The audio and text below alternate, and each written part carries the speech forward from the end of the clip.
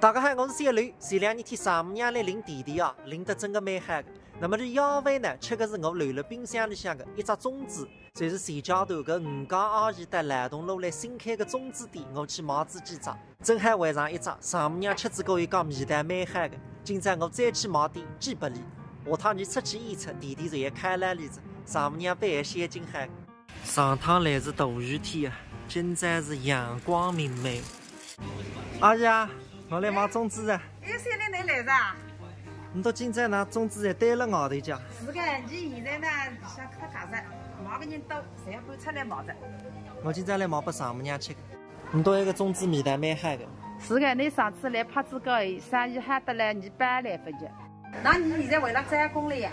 从记者上来讲，你到个粽子真的蛮大的。是个，你刚没讲360克，其实你侪要少400克的了。我不人讲。那个侪是做生意的规矩，只有多8，不能300。你个粽子特色就是大，你传统的大肉粽最少个也要半斤以上。阿姨你好。你好，我有点好奇啊，我想问问你们一天要包多久啊？一天从8点钟包到晚上4点，8个小时。我昨天包了500个。那蛮辛苦的吧？我们本来就是出来打工的，有钱挣就不觉得累。阿姨，搿么就弄4张五花肉，再弄4个蛋花肉。再叫咱那一只是香肠蛋花五花肉，一只是新品的粽子。搿么我拿2只吧。好的。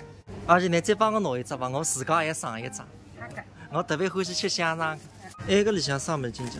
埃个是青团子的焖熬塔饼。哦。咱俩毛的现在就在2招的。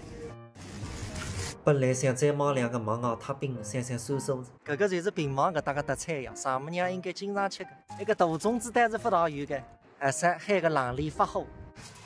你好，顺丰的。2个小时可以，当天能到就行，谢谢啊，再见。上看啊，香肠蛋黄大肉粽，1到4，来，讲师傅看看。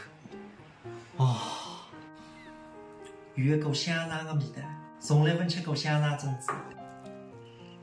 那个粽子丈母娘吃子肯定恶心，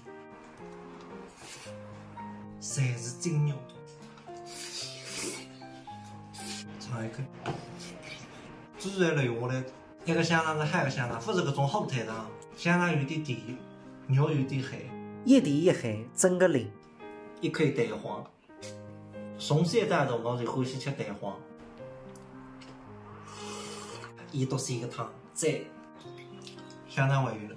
我单方面宣布啊，那个新品种成功的。